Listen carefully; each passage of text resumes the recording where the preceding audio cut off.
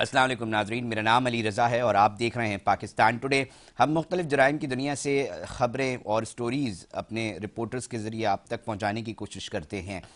कराची के अंदर एक बहुत अरसे से एक हम ये देख रहे हैं कि मुहिम चल रही है पुलिस की जानिब से, और बताया जा रहा है, कहा जा रहा है कि जनाब किसी भी गुटके बेचने वाले शख्स को, चाहे वो एक किसी स्टोर में किसी ठिए में बेच रहा हो या कोई कारखाने उस पर तैयारी कर रहा हो, उन तमाम को गिरफ्त में लेकर आएंगे। मगर सिलसिला यह है कि छापे भी पड़ रहे हैं, गिरफ्तारियां भी हो रही हैं, ना बेचने वाले रुक पा रहे हैं और ना ही ये फैक्ट्रियां खत्म हो पा रही हैं। वेस्ट पुलिस ने एक बहुत अच्छा इकदाम उठाया कि एक पूरी की पूरी फैक्ट्री, जो कि जिसके लिए मुकम्मल तौर पर एक बंगला ले रखा था और उसके अंदर बड़े लेवल पर जो है वो गुटखा तैयार हो रहा था और क्या मशीनें लगाकर किस तरह काम हो रहा था, ये बाकायदा तौर पे चल रहा था। इस पर रेड हुई, गिरफ्तारियां भी हुई। इसकी ज़रा तफसीलात आप तक पहुंचाएंगे और थोड़ा सा नाजरीन ठहरिएगा, और हम चाहेंगे कि इस वक्त कराची में ओवरऑल चल किस तरह रहा है ये माफिया, किस तरह काम कर रही है आपकी जो आईजी साहब ने अपनी एक टीम मखसूस टास्क फोर्स बनाई है, वो किस तरह काम कर रही है, उस पर भी बहुत सारे सवाल उठ रहे हैं। इन तमाम को आज के प्रोग्राम में डिस्कस करते हैं। ताहिर अब्बासी है हमारे सीनियर क्राइम रिपोर्टर। ताहिर, वेस्ट के ऊपर क्या हो गया? इतनी बड़ी फैक्ट्री जो है वो बरामद कर ली गई, इतनी बड़े लेवल पर काम चल रहा था, किसी को नहीं पता था? शुक्रिया अली रज़ा साहब। ये जो गुटके की तैयारी, इसकी फरोख्त और छालिया की जो सप्लाई का मामला है, ये कराची में बहुत बड़े पैमाने पर जारी है। वेस्ट पुलिस ने एसएसपी वेस्ट तारिक अलाई मस्तूरी ने जाती दिलचस्पी के तहत ये गुलशन मेमार के सेक्टर एक्स में किराए पर ली गई एक बंगले पर जो है वो छापामार कार्रवाई की है। इस कार्रवाई के नतीजे में तकरीबन 70 लाख रुपए मालियत का गुटखा है, मिक्सर मशीनें हैं, बड़ी मिकदार में छालिया है और दीगर पैकिंग का सामान है, ये बरामद किया गया। इसकी बरामदगी के बाद एसएचओ गफार कुराई को ओहदे से हटा दिया गया है और इसका मुकदमा भी दर्ज कर लिया गया है। 5 मुल्जिमान गिरफ्तार हुए गए, जिनमें मुजीब है, फयाज है, उमैर है, हफीज है और अदनान शामिल हैं। बताया जा रहा है कि एसएसपी वेस्ट कहते हैं कि अगर कोई पुलिस अफसर या तो फिर एहलकार इन गुटखा फरोशों और सप्लायर से पैसे लेने में मुलविस हुए तो उनके खिलाफ महकमा जाती कार्रवाई अमल में लाई जाएगी। मतलब बंद लफ्जों में ताहिर अब्बासी, ये बताया जा रहा है कि बाकायदा तौर पे आशीर्वाद और सरपरस्ती के चलते नहीं है ये माफियाज। अली रज़ा साहब, ये मुमकिन नहीं है कि इलाके का थानेदार मुलविस ना हो और शहर में इतना बड़ा काम हो सके। यकीनन इसमें एसएचओ बराह रास्त मुलविस हो सकता है और हेडमोरा से लेकर नीचे तक का जो अमला है। अगर ताहिर अब्बासी साहब, गफ्फार कुरैशी साहब बड़े एसएचओ है, मुख्तलिफ थानों में लगते रहे हैं और आइंदा भी लग जाएंगे। हमें इस तरह के यकीनी तौर पे शहरी ये सोचते हैं कि कितना बड़ा कैनवस था, थोड़ा सा इस सवाल से भी बताइएगा। और गफ्फार कुरैशी साहब को पता ही नहीं चल सका, इतनी बड़ी फैक्ट्री उनकी हुदूद में चल रही है, कैसे नहीं पता चल सका सर? कुछ थोड़ा सा बताएंगे। अली साहब, गुलशन मेमार का जो एनवायरनमेंट है वो बहुत मुख्तलिफ है शहर से। ये 4 दीवारी अंदर ही कानून बनाती है और उस कानून पर थानेदार बराबर अमल दरामद कराता है। वहाँ का एक अलग कानून चलता है और वहाँ ऐसा ही कुछ है। जमीनों पर कब्जे हो, गैर कानूनी तामीरात हो, आइल की स्मगलिंग हो, छालिया की डंपिंग हो, गुटखे की तैयारी, फरोख्त और गैर कानूनी तौर पर बनाए गए मकानात की फरोख्त हो, वहाँ जो मुकम्मल काम है ये एसएचओ की सरपरस्ती में होता है। और गुलशन मेमार की ये जो 4 दीवारी है, इसका सारा जो गोरख धंधा है ये बराह रास्त गुलशन मेमार पुलिस स्टेशन से ऑपरेट होता है। लेकिन सिर्फ गुलशन मेमार नहीं है, चंद रोज के दौरान कराची में गुटखे की फरोख्त के इल्जामात के तहत 4 एसएचओज को हटाया जा चुका है। न्यू कराची पुलिस स्टेशन की हुदूद में एक सत्तार मछेरे के घर पे छापा पड़ा था टास्क फोर्स का जाहिद लोधी। ये गुज़श्ता अरसा दराज से गुटखा फरोशों की बहुत बड़े पैमाने पर सरपरस्ती करते थे। हफ्तावार 4 मिलियन भत्ता लेने और रिश्वत वसूली के इन पे इल्जाम हैं टास्क फोर्स की जानिब से। सर ये जरा फिगर ताहिर अब्बासी साहब जरा दोबारा बताएं, नादरीन शायद भूल चूक हो जाती है उनसे। कितने कह रहे हैं आप? 4 मिलियन? मुझे आवाज नहीं आई सही है। 40 लाख रुपए अली रज़ा साहब हफ्तावार 40 लाख हफ्ता की मद में 40 लाख हफ्ते का इल्जाम है इनके ऊपर। जी, इल्जाम है कि ये गुटखा फरोशों, उसकी तैयारी, छालिया के सप्लायर्स और दीगर गैर कानूनी जराइम पेशा अनासिर से हफ्तावार लेने के बाद तकसीम करते थे। इसके बाद गुलाम नबी आफरीदी एसएचओ डिफेंस थे, उन्हें हटाया गया था। उन पर इल्जाम यह है कि दिल्ली कॉलोनी में सिद्दीक कोबरा के ठिकाने पर छापा मारा गया था, जहां से 5 लाख रुपए मालियत की छालिया गायब की गई मगर ताहिर अब्बासी, ये जो गुलाम नबी आफरीदी हैं ये तो डिफेंस थाने की हुदूद में, ये जो थाने की आप हुदूद बता रहे हैं ये गालिबन फेरियर थाने की हुदूद नहीं है। जी अली साहब, ये बिल्कुल, लेकिन डिस्ट्रिक्ट साउथ था तो एसएसपी की हिदायत और उसकी इजाजत के साथ एसपी क्लिफ्टन थी माजिदा परवीन, उनकी निगरानी में ये ऑपरेशन हुआ था। और इस ऑपरेशन के बाद जो है वो सिद्दीक कोबरा के ठिकाने से छालियां चोरी हुई थी और बाद में ये फरोख्त का मामला था। ये रंगे हाथों पकड़े गए थे। एसएचओ फेरियर ने ये कार्रवाई की थी, उन्हें ओहदे से हटाया गया था। गुज़िश्ता रोज औरंगी टाउन में एक बड़ी गुटखा फैक्ट्री पकड़ी गई थी, जहां से टास्क फोर्स ने कार्रवाई की थी। गुटखा फैक्ट्री से 2 मुल्जिमान को गिरफ्तार किया गया था। एसएचओ औरंगी टाउन है सब इंस्पेक्टर अरशद अली, इन्हें मुअत्तल किया गया है। और आज हमने देखा कि गुलशन मेमार में एक बड़ी गुटखा फैक्ट्री पकड़ी गई, गफार कुराई को ओहदे से हटाया गया है। सिर्फ यही नहीं है, शहर का जो दाखिली रास्ता है मौज को, यहाँ से हब सिटी थाना और मोजको थाने के दरमियान का जो इलाका है, जो कराची जिले की हदूद लगती है, यहाँ बहुत बड़े पैमाने पर गुटखा तैयार होने के बाद सप्लाई किया जा रहा है। एसएचओ मोजको की के खिलाफ भी जो है वो तहकीकात जारी है। साथ ही शहर के कई बड़े थाने हैं, गुलशन मेमार समेत, इनमें मंगोपीर था, कोरंगी के कुछ थाने थे, साउथ जोन के कुछ थाने हैं, लियारी का पाक कॉलोनी और चाकीवाड़ा है, साथ डाक्स है, जैक्सन है, कराची के मजीद पुलिस स्टेशन ऐसे हैं 13 से ज्यादा, जहां बहुत बड़े पैमाने पर गुटखे की फरोख्त हो रही है। तमाम के खिलाफ खुफिया तौर पर आईजी साहब की जानिब से बनाई गई जो टास्क फोर्स है और उसकी तहकीकात और तहकीकात के बाद छापामार कार्रवाइयों का सिलसिला जारी है।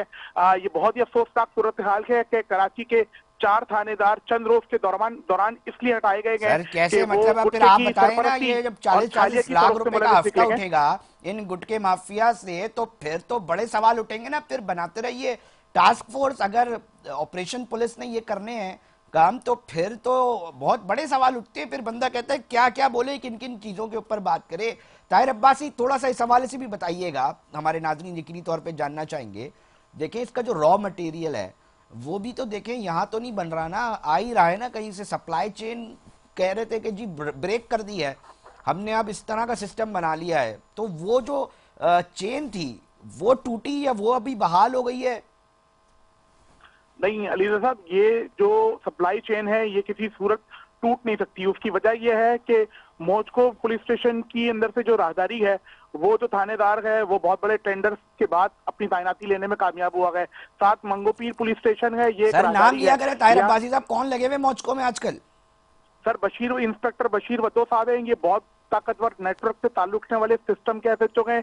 इसी नेटवर्क के दूसरे थानेदार हैं जो मंगोपीर में तैनात है, गुलाम हुसैन कोराई, इंतहाई शोहरत के हामिल अफसर हैं। ये भी, इनकी तैनाती मंगोपीर में हुई है। ये भी एक राहदारी के तौर पर इनका इलाका भी इस्तेमाल होता है। साथ और बहुत छोटे मोटे इलाके गए जहां से कराची में न कि सिर्फ छालिया की बहुत बड़े पैमाने पर सप्लाई होती है, और ऐसे ऐसे तरीकेकार ये इस्तेमाल करते हैं छालिया के सप्लायर्स कि आप मतलब आपकी इन्वेस्टिगेशन के मुताबिक सप्लाई चेन बरकरार है, बहाल है?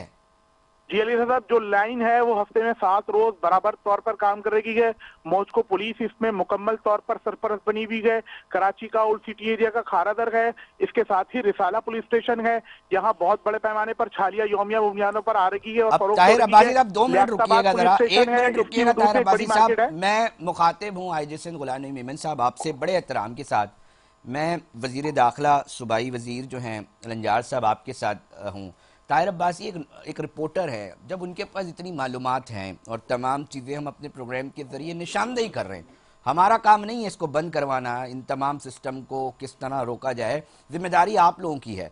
मगर सवाल ये है कि अगर हमारे रिपोर्टर इतनी मालूमात रखते हैं, उनको मालूम है कि जनाब ये चीज़ें इन साइड से आ रही हैं, सप्लाई चेन बहाल है, फिर इधर अंदर भी कार्रवाई चल रही हैं, तो अगर सप्लाई चेन ही जो है वो नहीं रोकी जा रही, तो फिर ये कैसे मुमकिन है कि ये जगह बदलती जाएगी? ठीक है जी, कोई मसला नहीं। आज गुलशन मेमार थाने के एसएचओ ने जो है वो नहीं पकड़ सके, जितनी बर्दाश्त थी छुपा रखे। मिसाल के तौर पे इल्ज़ाम ही है ना, अभी हम इल्ज़ाम के और उसके ऊपर ही बात कर रहे हैं, तो ठीक है जगह बदल दी जाएगी, तो क्या ये सप्लाई चेन रुक पाएगी?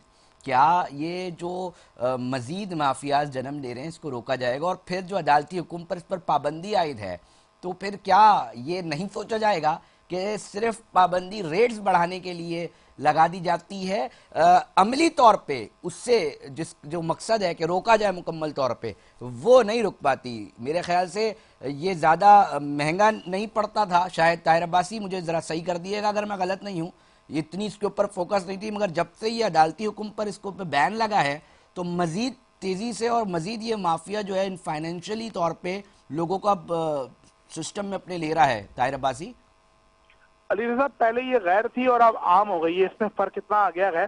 और अब जो है जब से सिंध हाई कोर्ट में इस पाबंदी लगाई गई, उसके बाद पुलिस की कारकर्दगी से मुतालिक हर कुछ माह बाद एक पटिशन पर समाअत होती है। उस समाअत के अय्याम जिस जिस तरह करीब आने लगते हैं, आइंदा चंद रोज में सिंध हाई कोर्ट में गुटखे पर पाबंदी और पुलिस की कारकर्दगी से मुतालिक समाअत होने वाली है। उसी से मुतालिक पुलिस तैयारी भी कर रही है। शहर भर में पुलिस गुटखा फरोशों के खिलाफ कार्रवाइयां कर रही है। चंद रोज पहले अदीलाबाद पुलिस स्टेशन की हदूद में ये ताहिर बॉबी नामी एक किरदार है, इसके ठिकाने से बहुत बड़े पैमाने पर जो है वो काम जारी था। पुलिस ने छालिया और दीगर चीजें बरामद की गई थी।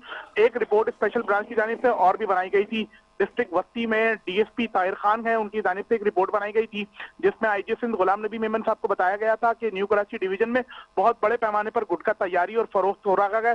तो तमाम सूरत हाल में ये चीज देखने को मिली कि ग्रेड 17 के अफसर थे नदीम, डीएसपी न्यू कराची थे, इन्हें ओहदे से हटाया गया। उसके साथ एक एसएचओ और था न्यू कराची में तैनात थे, उन्हें ओहदे से हटाया गया, मुअत्तल किया गया बाददा डीएसपी न्यू कराची को। और वहां बड़े पैमाने पर गुटखे की फरोख्त और गुटखे के फरोशों से मुतालिक जो किरदार थे उनका भी नाम फहरिस्त में शामिल था, उस पर भी तहकीकात जारी है। स्पेशल ब्रांच तसलसल के साथ यौमिया बुनियादों पर कराची में जो तैनात 108 थानेदार और उनमें जो कुछ गुटखे की फरोख्त में मुलविस हैं उनसे मुतालिक मुसलसल रिपोर्ट मुरतब कर रखे गए और उससे मुतालिक आईजी सिंध के अहकामात पर कराची पुलिस चीफ यौमिया बुनियादों पर एसएचओ के खिलाफ कार्रवाइयां भी कर रखे गए। जाहिद लोधी को पहले फेज में निशाने इबरत बनाने की कोशिश की गई थी, लेकिन चंद सरपरस्तों ने उन्हें महफूज करने के लिए कोशिश की और फिर उन्हें बचा भी लिया। उसके बाद जब गुलाम नबी आफरीदी के साथ वाकया पेश आया तो उसमें भी ऐसा ही कुछ मिला। आपने देखा कि साजिद सदोजई एक अच्छे ईमानदार और पाकीज़ा किरदार रखने वाले अफसर थे, उन्होंने इज्जत बचाने के लिए अपने ओहदे का चार्ज छोड़ दिया। फिर हमने देखा औरंगी टाउन में चार्ज एसएसपी की आप बात कर रहे हैं, एसएसपी साउथ की? जी हाँ, एसएसपी साउथ जो और थे, आप बता रहे हैं उन्होंने क्यों चार्ज छोड़ा? मैं असल में इसलिए आपको रोक रोक के बार बार कह रहा हूँ, मैंने नादरीन कभी भूल जाते हैं, नहीं सुनाई देती ना, आजकल लोग इतने मतलब ज़हनी तौर पे होते हैं परेशान, अक्सर बातें निकल जाती, इसलिए मैं कह रहा हूँ दोबारा जरा बता देना। अली रजा साहब, जो कुछ गोरख धंधा बना हुआ था और जो लेन देन का मामला था, बंटवारे पर झगड़ा था, आप मेरे इलाके में क्यों आए, मैं अब आपके इलाके में आया हूँ, ये सारी सूरत हाल थी। कहानी बनी, केपीओ तक गई, कराची पुलिस चीफ ने इसका नोटिस लिया। जब नोटिस लिया तो छोटा अफसर नाराज हुआ, एक थानेदार बच गया, दूसरे को घर भेज दिया। इस सूरत हाल पर एसएसपी साउथ नाराज हुए थे, फिर उन्होंने ओहदे का चार्ज छोड़ दिया। ये कहानी थी जिला जुनूबी के सबसे पोस्टरीन इलाके डिफेंस की। इसमें साजिद सदोजई को बिलाखिर अपनी कुर्बानी देनी पड़ी थी। फिर औरंगी टाउन में देनी पड़ी थी ताहिर अब्बासी साहब, एक तमाशा है ना जिसके ऊपर हम कितना रोए कम है, मगर अब तो हंसी आने लगी है इन तमाम चीजों के ऊपर। किस वजह से ये चीजें सामने आ रही थी? वजूहात भी तो बता देना नादरीन को। अली रजा साहब, इसकी असल जो बुनियादी वजह है वो ये है कि सिंध पुलिस, खासतौर पर कराची पुलिस मुकम्मल तौर पर हाईजैक हो चुकी है और हाईजैक जो है वो सिंध का अहम तरीन अफसर उसे करके बैठा हुआ है। इस सूरत हाल में जिस जिस तरह थानों की बोलियां लग रही हैं, रेट बढ़ते जा रहे हैं। सर ये पर्टिकुलर वाक्य के अंदर क्यों इन्होंने छुट्टी ली, थोड़ा सा बता देना इशारे इशारे में, पता बात तो चली जाए। अली रजा, जो गुलाम नबी आफरीदी साहब थे वो एसएचओ साजिद सदोजई साहब के इंतहाई करीबी अफसर थे और साउथ जोन में जो होने बड़ी बड़ी वारदातें थी, कत्ल के वाकयात थे, डकैतियां थी, उस पर वो बड़ा माहिराना अंदाज में काम करते थे। ऐसे में वो उन्हें महफूज करने में नाकाम रहे, जिस पर वो एहतजाजन अपने ओहदे से सबकदोश हुए थे। और फिर अब तक लास्ट रेड कहाँ मारी थी, चले ये बता दें। जेली साहब, लास्ट रेड डिफेंस के एसएचओ ने कहाँ मारी थी, चले ये बता दें जिसकी वजह से इशू हुआ। अली साहब, ये फेरियर पुलिस स्टेशन की हुदूद थी, दिल्ली कॉलोनी। एक अरसा पुराना दराज एक गुटखा फरोश है सिद्दीक कोबरा, इसके ठिकाने पर उसके ठिकाने पे जो है वो रेड मार दी थी। उसके बाद फिर ये सारे मामलात हुए और चीजें बनी, बहुत सारे मामलात फिर आते हैं। और नाज़रीन, हम तो बस 10-15 मिनट का सेगमेंट में जितना आपको बता सकते हैं तो वो बता रहे हैं। कम को थोड़ा ज़्यादा समझ लीजिए, ये कह लीजिए, मगर चीज़ें जिस तरह चल रही है इस तरह किसी भी मेट्रोपॉलिटन सिटी में चली नहीं जाती और ना चलाई जाती हैं। मतलब इतने खुले, मतलब ठीक है दुनिया में जराइम होते हैं मगर इतने खुलेआम नहीं होते। इसके ऊपर ज़रा ये रिकॉर्ड का हिस्सा बनाना था। यकीनी तौर पे बहुत सारे और भी इदारे और लोग बैठे हुए हैं जिनकी जिम्मेदारी है जराइम और इस माफियाज को रोकने की। यकीनी तौर पर उनमें से किसी के एक को ये बात समझ में आएगी कि इससे कैंसर और दीगर मसाइल जो है वो पैदा होते हैं, लोगों की नौजवान नस्लें और बहुत सारे लोग जो है अस्पतालों के चक्कर काटने पर मजबूर हैं। खुदारा कीजिए, इसके ऊपर एक्शन लीजिए, बस बताने का ये मकसद था। बहुत शुक्रिया ताहिर अब्बासी। नाजरीन ब्रेक पे जा रहे हैं मगर साथ जुड़े रहिएगा। डस्का पंजाब से में एक इतना इंतहाई तकलीफ दे मामला सामने आया है। ससुरालियों के हाथों किस तरह बहू तड़पती रही और उसको मार दिया गया, टुकड़े टुकड़े कर दिया गया, उसके ऊपर बात करेंगे।